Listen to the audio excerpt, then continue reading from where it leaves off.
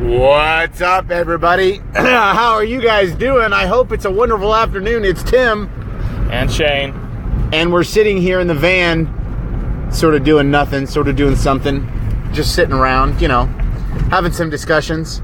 Shane and I have had the opportunity to get into some fellowship this afternoon. Was that some good fellowship, Shane? It was indeed. It short was. As maybe. It was short, but it was good. Yeah, absolutely. That's what... that's a joke there. There's a joke in there. It was short, but I don't know. There's a joke in there somewhere that somebody's missing. Anyway, so the meme I've used for today's image is pretty funny. I'm going to try to post it as a comment.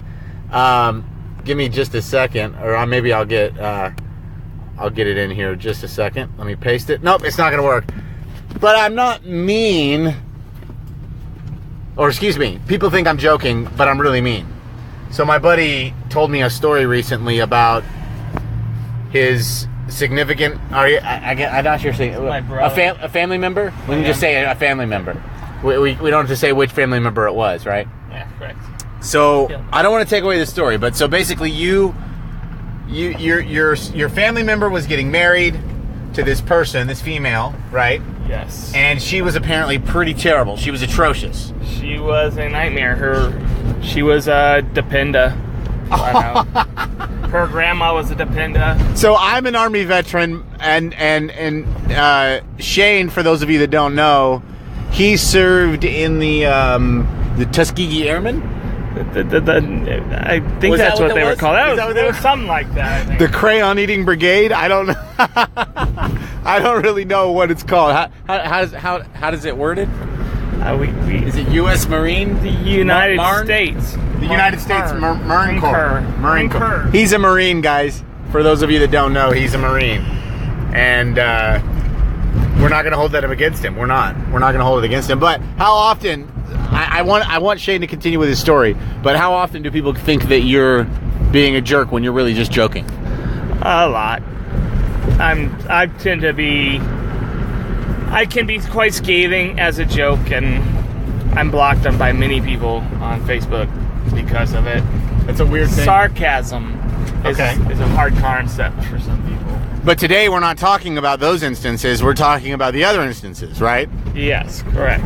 Where people actually think that we're joking when we're actually telling the truth. So I have a story and Shane has a story. Go ahead, Shane.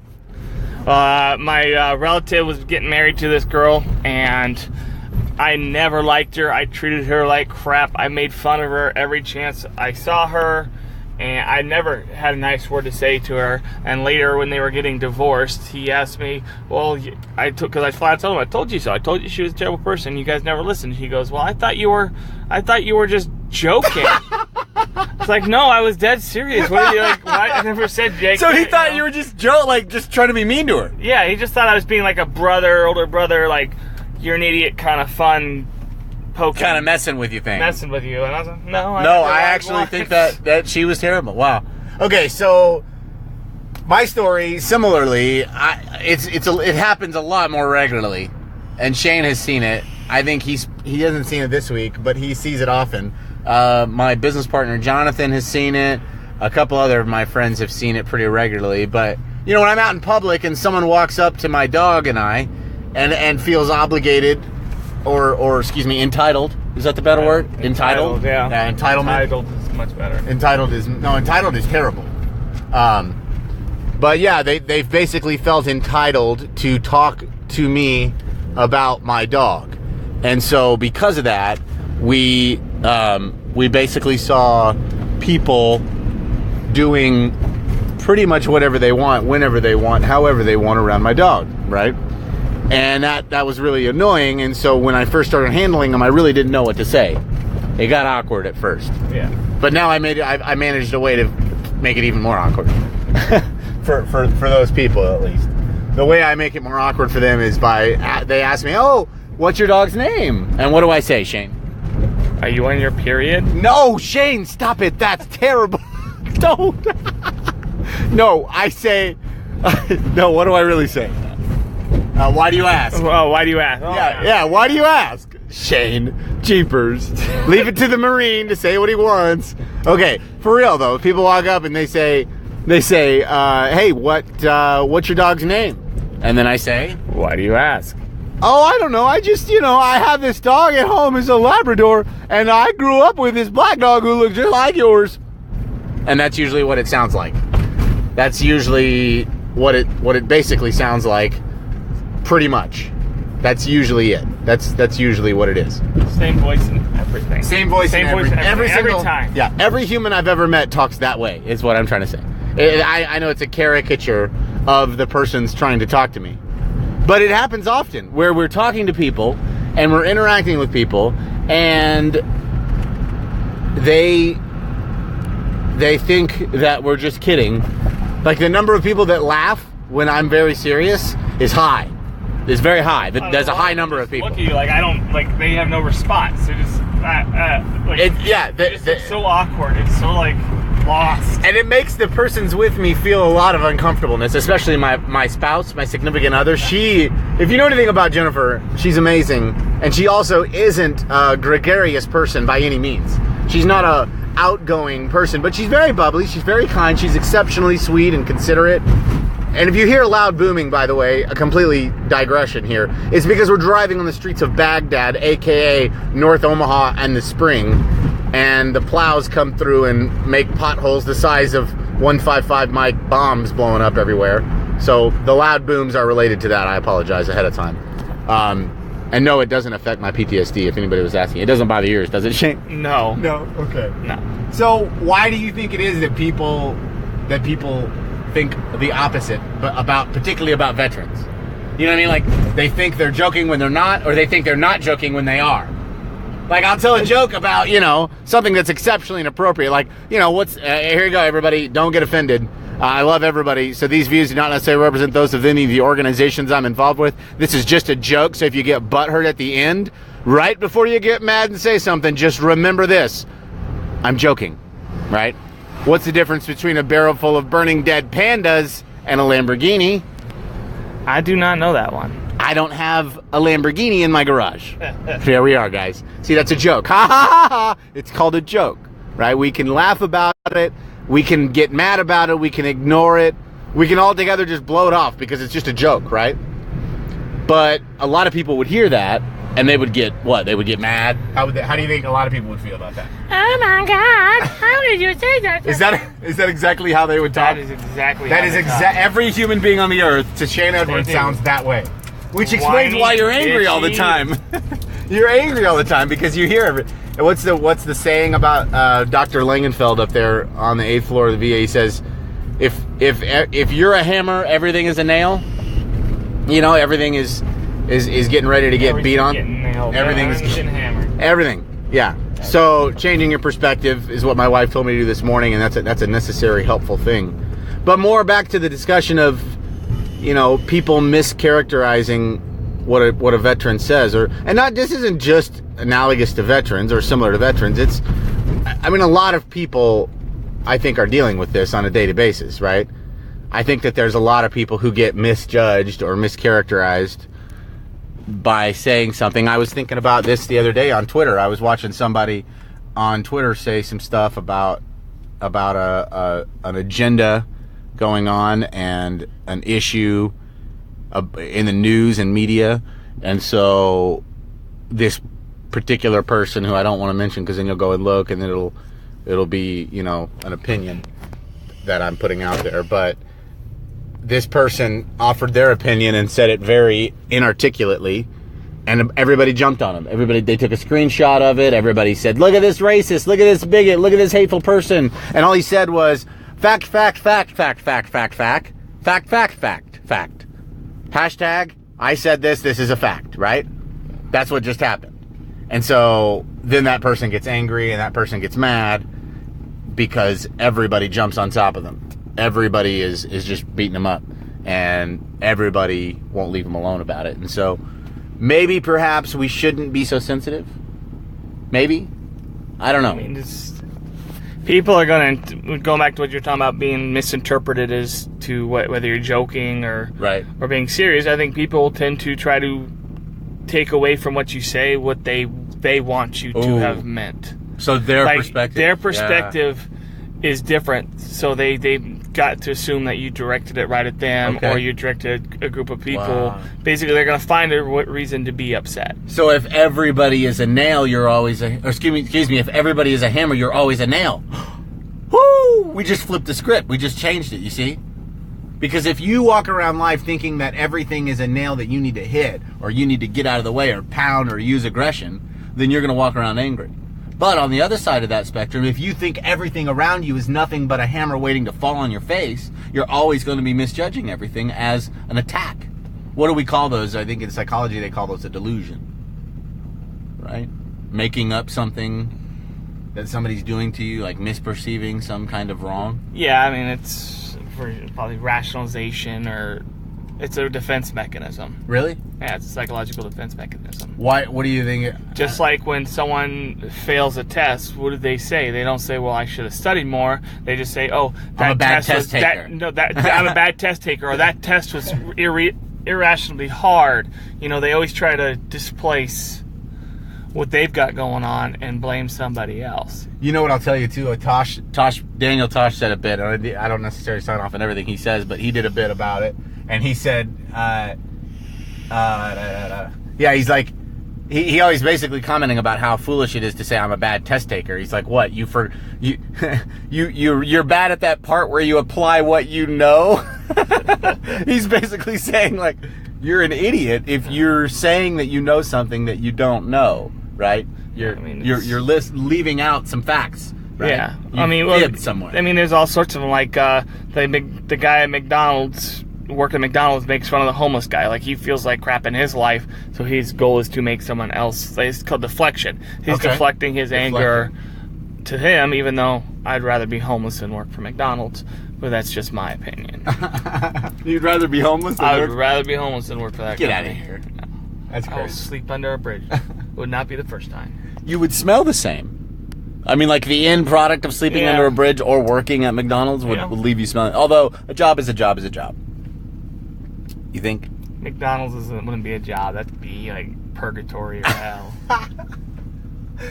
Speaking of purgatory and hell, people share their religious views in the same way, don't they? They kind of they put their religious views out there like an opinion, but they believe it like it's a fact. Yeah.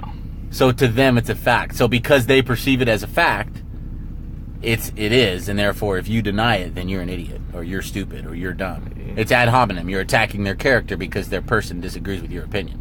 Yeah. It's actually a sign, if I'm not mistaken, of a weak argument, right? Very. I actually had a teacher when over here at Metro.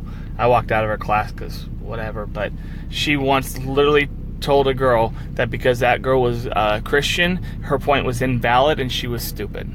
That's something. Class. Wow. She like finger in the Wow. Isn't that something though? Like right now, it's okay to be a gay, black, trans, activist,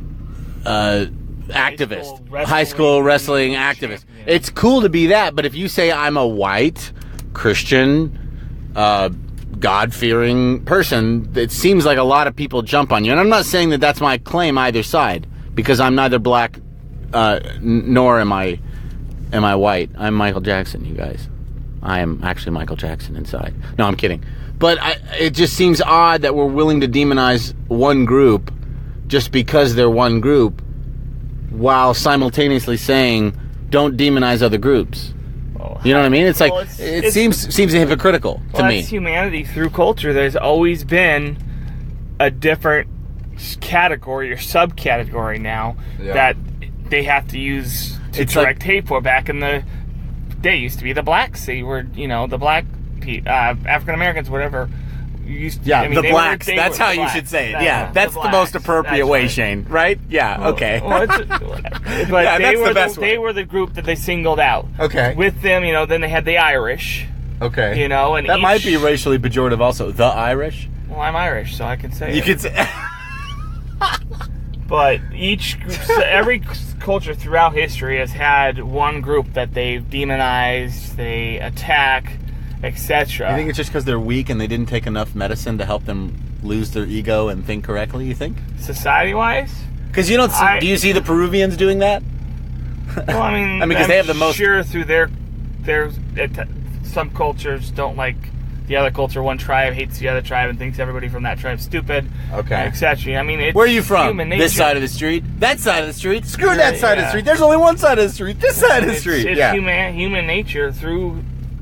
I mean, up from recorded history has always been.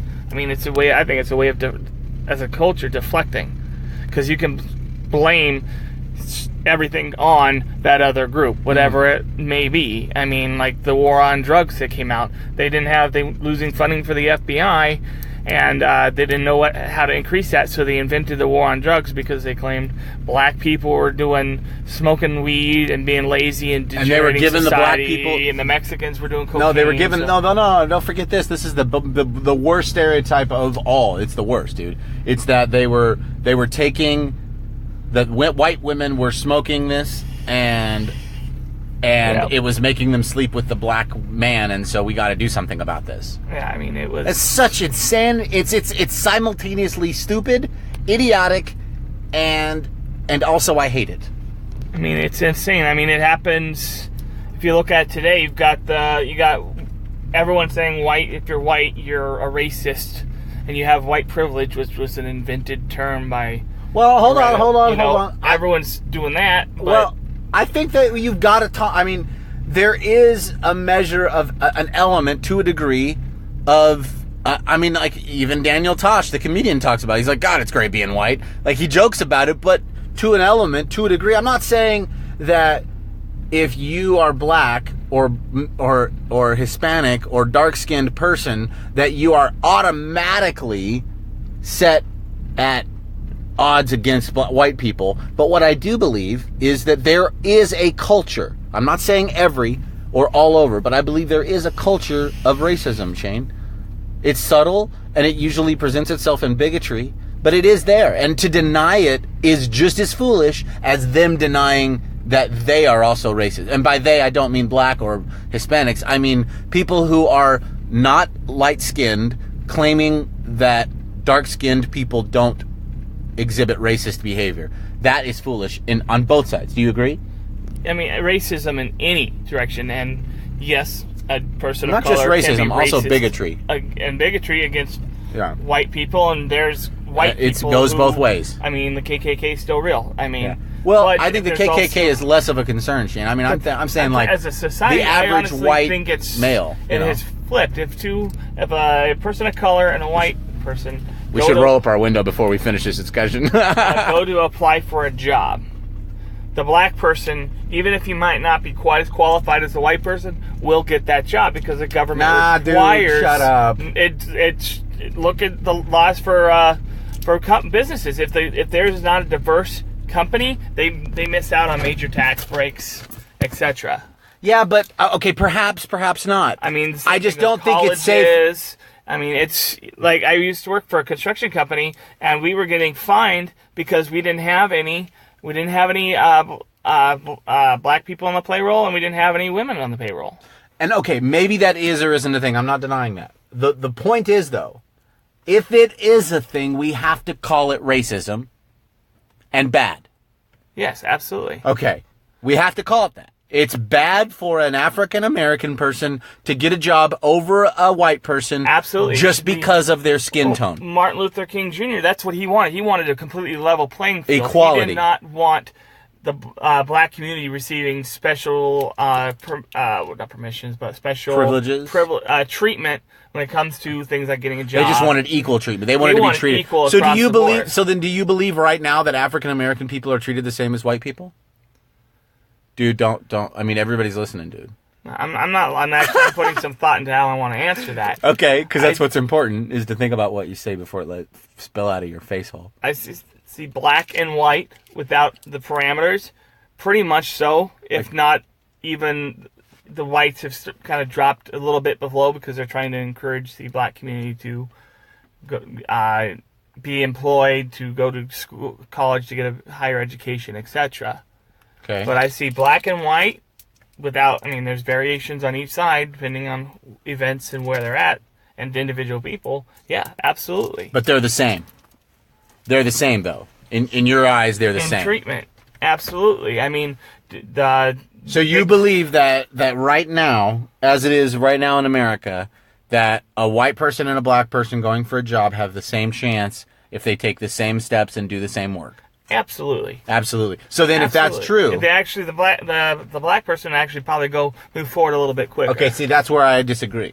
Why do you believe that? Because the big thing right now, well, has been for a while for companies to show how diverse they are. Okay. So they will ensure... You still think that's a thing? I mean, it's 2018. Oh, it's...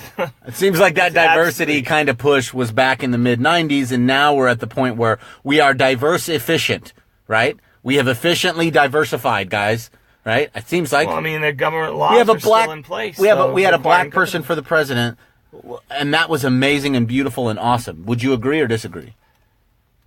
The fact that he was black and he made a president, that was pretty cool. The fact that he got two presidents. The fact that he was the first. Was black. Nah, come on, shut up. Dude, he got 98% of the African American vote. So what? Because he was the first black president, dude. Because they voted for him not because of what he promised or what he did. They voted for him because of his skin color. You don't know that?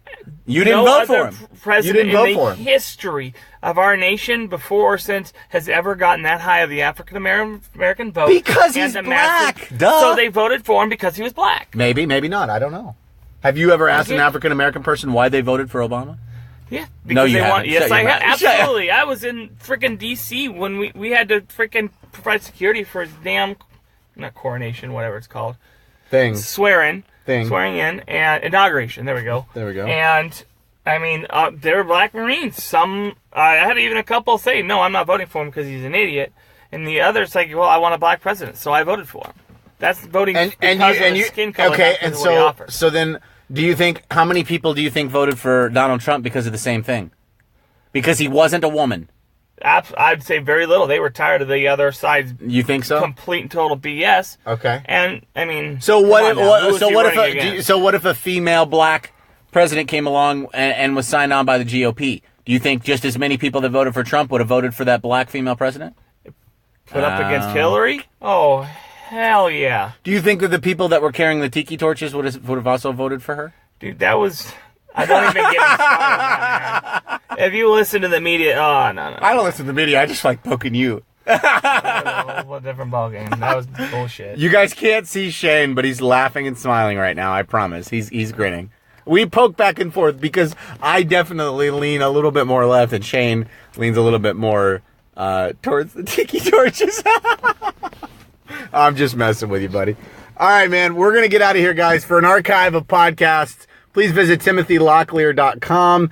We want you to visit that website, not so that I can get promotion, but so that you can get access to resources that might help you undo some of the problems you're having in your life.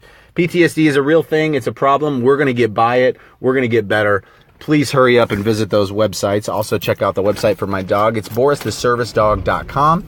Lastly, but not leastly, I work for a nonprofit organization with a nonprofit organization. VeteransForNaturalRights.org. We help veterans get access to a lot of the same things I've already been talking about. Check it out, guys. Thank you so much. You're awesome. You're beautiful. Stay tuned for more, maybe later tonight or tomorrow.